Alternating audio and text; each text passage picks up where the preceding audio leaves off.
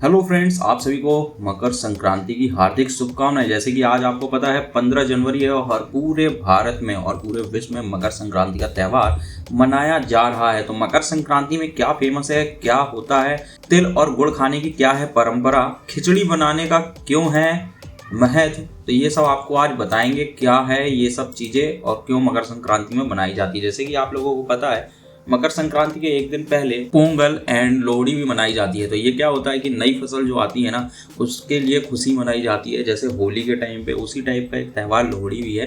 तो ये नई फसल जो आती है ना, वो उसके लिए खुशियाँ मनाई जाती है।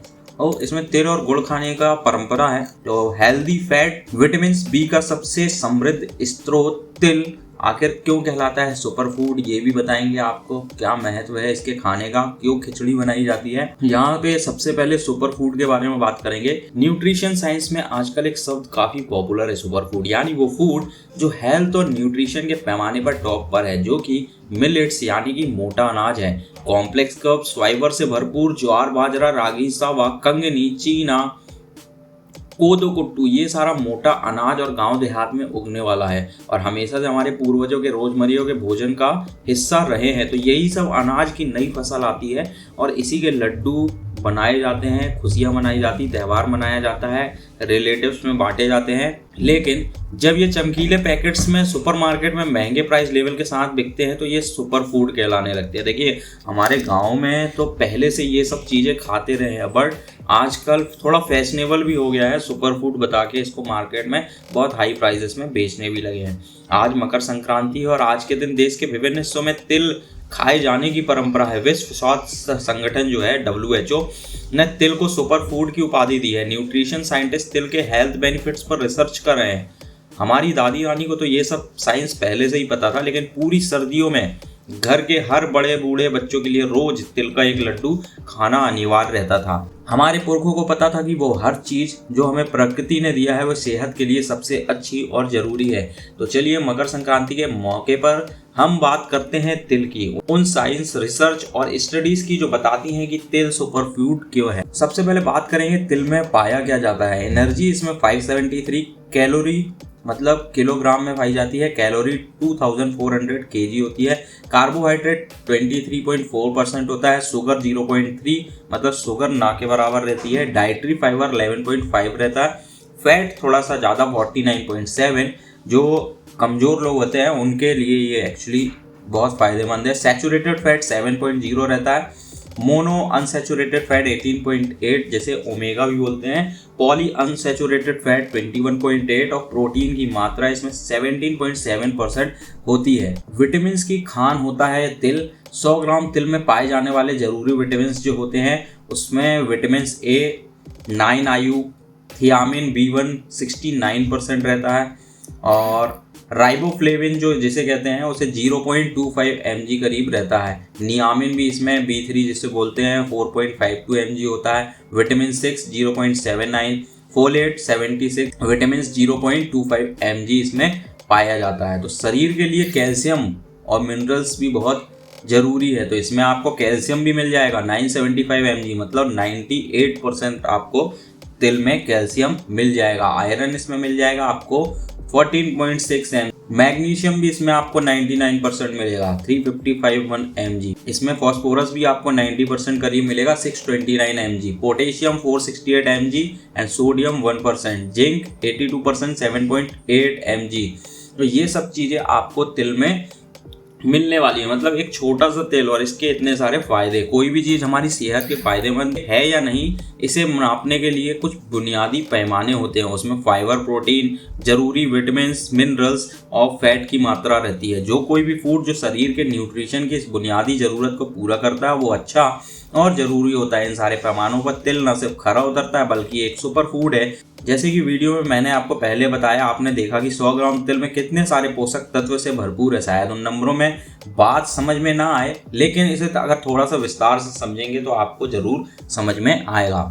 नेशनल लाइब्रेरी ऑफ मेडिसिन में प्रकाशित एक स्टडी के मुताबिक 46% lifestyle diseases, diabetes, cholesterol, hypertension, inflammation, auto immune बीमारियों का कारण ये है कि हमारे रोजमर्रा के भोजन में जरूरी फाइबर्स का 20% हिस्सा पूरा ही नहीं हो रहा है, बाकी 80% फाइबर हमारे खाने की थाली से गायब है। नेशनल इंस्टीट्यूट ऑफ हेल्थ के रिकमेंडेशन के मुताबिक एक वयस्क शरीर को प्रतिदिन 30 ग्राम फाइबर की जरूरत होती है। अगर आप रोज 2 तिल के लड्डू प्रतिदिन खाते हैं, यानी 30 ग्राम तिल रोजाना खाते हैं, तो इससे आपके फाइबर की जरूरत का 12% पूरा हो जाएगा। तिल का हेल्दी फैट कम करता है cholesterol. National library of medicine की एक स्टडी के मुताबिक तिल में मौजूद हेल्दी फैट कोलेस्ट्रॉल और ट्राइग्लिसराइड्स को कम करने में मदद करता है। तिल के बीज में 15% saturated fat, 41% poly unsaturated fat और 39% मोनो अनसैचुरेटेड फैट होता है। अमेरिकन हार्ट एसोसिएशन की एडवाइजरी के मुताबिक सैचुरेटेड फैट के मुकाबले पॉली अनसैचुरेटेड फैट और mono unsaturated fat cholesterol level को कम करते हैं। डॉक्टर रॉबर्ट लस्टेप्स अपनी किताब फैट चांस में लिखते हैं, फैट को लेकर लोगों में बहुत भ्रम है। उन्हें लगता है कि फैट कोलेस्ट्रॉल बढ़ाता है, जबकि सच तो यह है कि ट्रांस फैट सैचुरेटेड फैट से कोलेस्ट्रॉल बढ़ता है। हेल्दी फैट तो सेहतमंद बनाए रखने में मदद करता है। फाइबर की कमी है हर बीमारी की वजह। भोजन में ढेर सारा फाइबर होना बहुत ही जरूरी है। जैसे कि हमने पहले वीडियो में आपको बताया है कि फाइबर से भरपूर तेल अगर सिर्फ 30 ग्राम रोजाना खाया जाए तो हमारे शरीर के फाइबर की जरूरत का 12% हिस्सा पूरा हो जाता है। प्लांट बेस्ड प्रोटीन का अच्छा सोर्स है। शाकाहारी लोगों के शरीर में अक्सर प्रोटीन इंटेक की कमी होती है। इस कमी को तिल बखूबी पूरा करता है, जो प्लांट बेस्ड प्रोटीन का अच्छा सोर्स है। हालांकि इसमें जरूरी अमीनो एसिड लाइसिन नहीं होता है, जो ज्यादातर एनिमल प्रोटीन में ही पाया जाता है, लेकिन वीगन और शाकाहारी लोगों में इस कमी को रोजाना और काबुली चने के प्रोटीन से पूरा कर सकते हैं, जो लाइसिन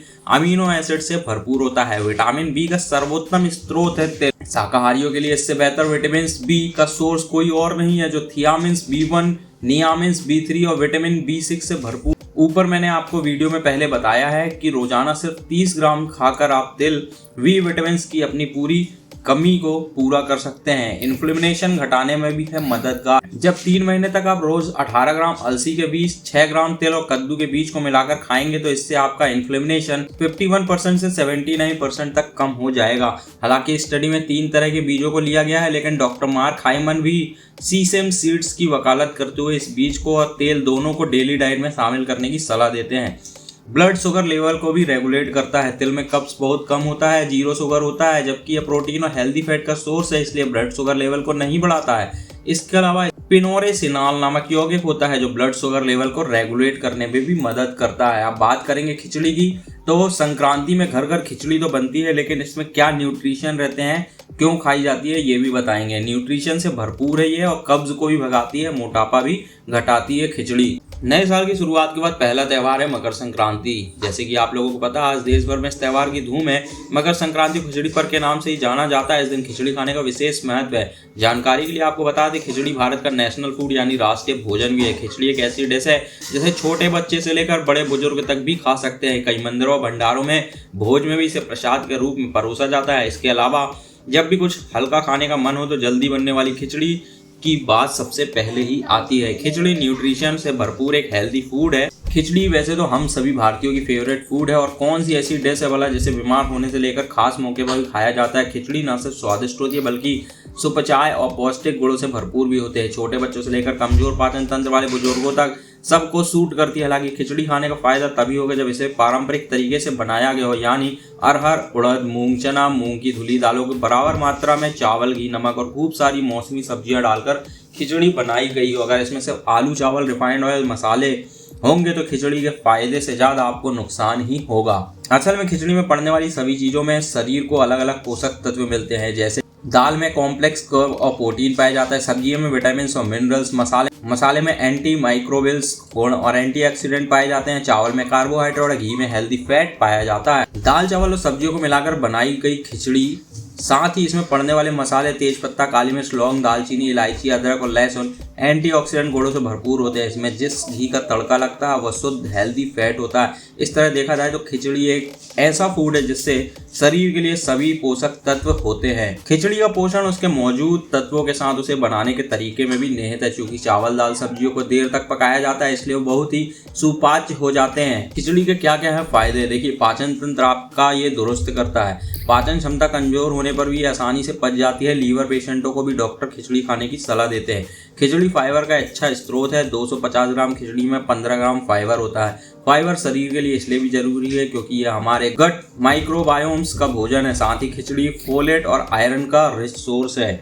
कब्ज में खिचड़ी खाना सुविधाजनक और मुफीद है। खिचड़ी खाने के बाद पेट में भारीपन नहीं रहता और यह जल्दी पच जाती है। अगर किसी को दस्त की शिकायत हो उसे भी छिली हुई मूंग दाल की गीली खिचड़ी खाना चाहिए। शरीर को कमजोर भी नहीं होने देती है और बॉडी को हाइड्रेट रखती है क्योंकि इसमें दाल मौजूद होती है और चावल दोनों वाटर बेस्ड होते हैं। वजन कम करने में भी है मददगार। बढ़ते वेट को कम करने और फूड क्रेविंग को कंट्रोल करने के लिए दिन में एक बार खिचड़ी खा सकते हैं। यह ब्लड शुगर लेवल को रेगुलेट करने में मदद करती है जिससे वजन भी नियंत्रित रहता है। साथ में ये कम कैलोरी वाली डिश है, लेकिन वेट कंट्रोल में रखने के लिए कैलोरी को बर्न करना जरूरी है, इसलिए आप थोड़ा सा एक्सरसाइज जरूर करें। किन लोगों को अपनी डाइट में खिचड़ी शामिल करना चाहिए? न्यूट्रिशन रिलेटेड लगभग सभी जरूरतों को खिचड़ी पूरी करती है, इसलिए इन लोगों को अपनी डेली डाइट में जरूर शामिल करना चाहिए खिचड़ी। बच्चों को अच्छी ग्रोथ के लिए, अंडरवेटेड और अंडरवेट लोगों के लिए जिन्हें ब्लोटिंग, अपच, गैस एसिडिटी की प्रॉब्लम रहती है, liver patient and viral fever, उल्टी दस्त होने पर खिचड़ी आप खा सकते हैं। तो चलते चलते हम आपको खिचड़ी के इतिहास के भी बारे में बताना चाहते हैं। मकर संक्रांति पर खिचड़ी खाने की परंपरा के बारे में बाबा गोरखनाथ का एक किस्सा है। दरअसल अलाउद्दीन खिलजी ने जब भारत पर आक्रमण किया तो पूरे देश में हड़कंप मच गया। युद्ध के दौरान नाथ योगियों के पास खाना बनाने का समय नहीं रहता था, ना ही ज्यादा सामग्री। इस वजह से योगी दिन बर दिन कमजोर होते जा रहे थे। ऐसे में बाबा गोरखनाथ ने एक तरकीब सूझी कि क्यों ना दाल चावल और सब्जियों को मिलाकर खाने के लिए कुछ बनाया जाए। इसके बाद जब इन सारी चीजों को मिलाकर कुछ नया पकाया गया तो बहुत ही स्वादिष्ट व्यंजन बनकर तैयार हो गया। इसे बनाने में कम समय और मेहनत लगी। इसके बाद बाबा गोरखनाथ ने इस व्यंजन को खिचड़ी नाम दिया। जब अलाउद्दीन खिलजी के साथ युद्ध खत्म हुआ तो मकर संक्रांति के दिन खुशी मनाई गई। फिर इस दिन सभी के लिए खिचड़ी बनाई गई और बांटी गई। ऐसी मान्यता है कि उसके बाद से ही मकर संक्रांति के दिन खिचड़ी खाने की परंपरा शुरू हुई है। तो फ्रेंड्स, ये थी मकर संक्रांति की कुछ विशेष जानकारी। वीडियो अगर पसंद आए तो वीडियो को लाइक और चैनल को सब्सक्राइब जरूर करके शेयर जरूर कर दें। और मुझे फेसबुक में भी आप फॉलो कर सकते हैं। मेरा पेज है फन फैक्ट SKP। धन्यवाद। जय हिंद।